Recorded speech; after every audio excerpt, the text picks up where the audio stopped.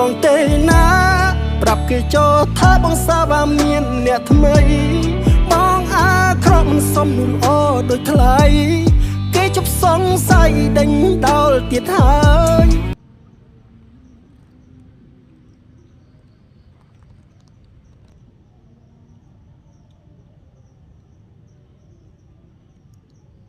អានេះមេ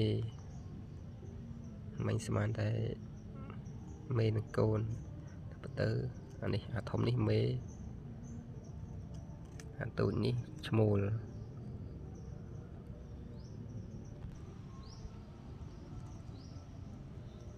យកច្រឡំធំ